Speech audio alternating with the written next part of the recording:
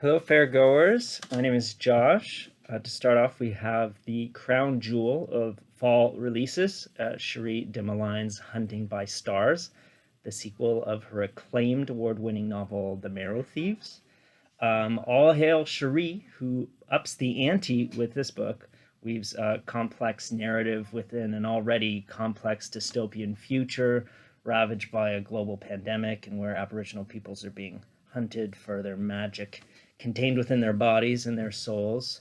Not typical to YA fiction, Cherie writes in different point of views, first and third person, jumbles the timeline by giving backstory, cleverly filling out the plots, cinematic at times.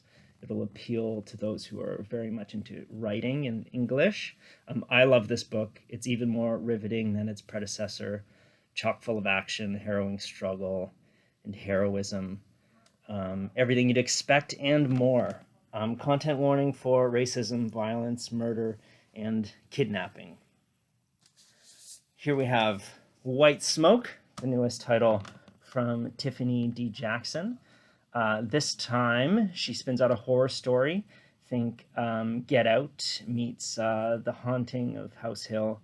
Our main character is an anxious teen from a broken home who's just moved from bustling California, where marijuana is bountiful, to a small, decrepit Midwestern town where she doesn't know the first thing about how to fit in or how to score her precious marijuana. This does get truly spooky with imagined ghosts, kidnappings, plot twists, big revelations, and a torch wielding white mob ready to burn down their own neighborhood. Content warning for drug use, marijuana cultivation, trespassing, kidnapping of children, and racism.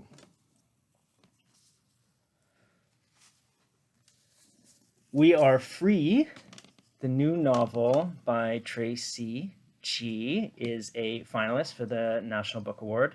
Utterly compelling historical fiction, written from multiple different points of view. Japanese Americans after the involvement of the United States in the Second World War. A group of friends have to deal with anti-Asian sentiment and discrimination before being shipped off to internment camps. It focuses on largely unspoken part of American history, offers a compelling repudiation of war. There are 14 views in this book, but it helps inform with collective cohesion the awfulness of wartime America and exposes the hypocrisies of the supposed freedoms on which it is founded.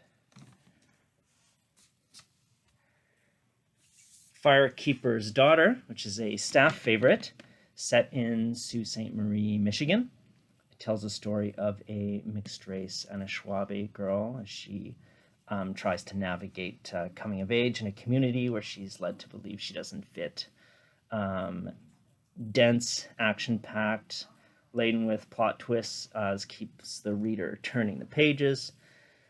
Cute-looking hockey jocks turn out to be undercover cops, and drug-addled boyfriends turn violent. The main character is turned into an undercover agent.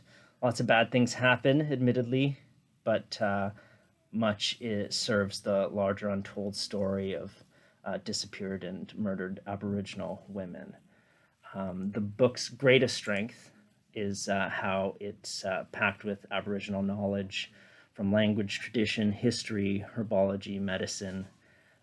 Content warning for drug use, physical and psychological abuse, mentions of murder as well as murder on the page, and rape. Dreams from My Father. You know it, you love it. The president follows in Michelle's footsteps in adapting his best-selling memoir for young readers. Barack explores themes of race and identity, attempts to deconstruct the myths of his father he's created for himself. Barack comes off as an ambitious and inspiring young man looking to belong and searching to understand, and would make a great addition to your nonfiction collection.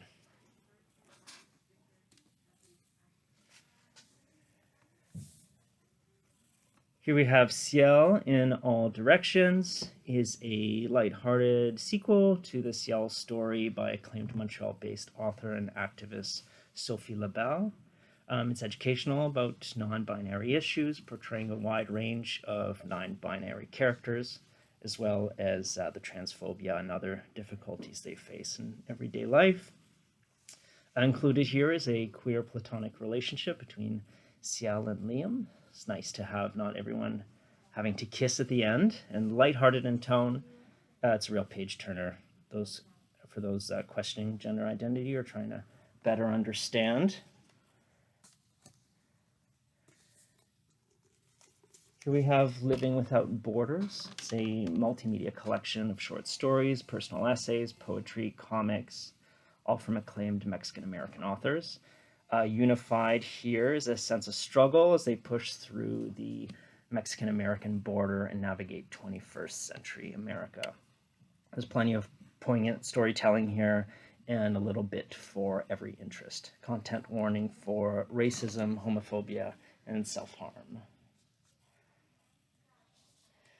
The Keeper of Night, the first book in a duology, is a dark fantasy inspired by Japanese folklore.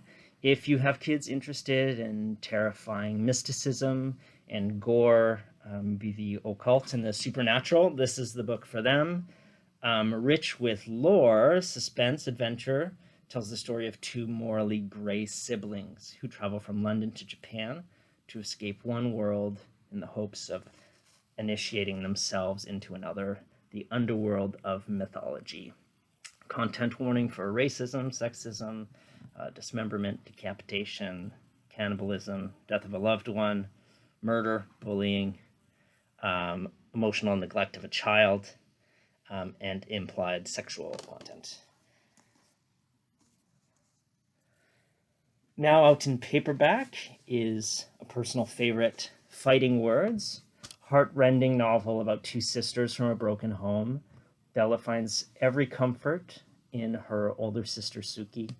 When their mom spends time in jail, when they're forced to run away from their stepdad, Suki's a stabilizing presence for them until she starts to waver.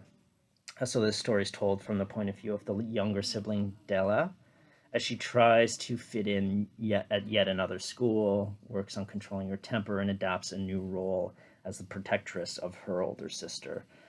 This explores mature themes such as domestic violence, consent, sexual abuse of minors, suicidal ideation, self-harm, and attempted suicide. Brubaker uses really clever, smart devices to make the work more accessible to young readers despite the heavy subject matter. For example, the main character's voice is strong-headed and spunky, and she's been advised by her sister that in telling the story she shouldn't swear. The people who swear aren't taken seriously. So instead of swearing, Della makes use of the word snow. Admittedly, there's lots of snow, snowing, and snowheads in the early pages until the character learns to control her temper and express herself more thoroughly.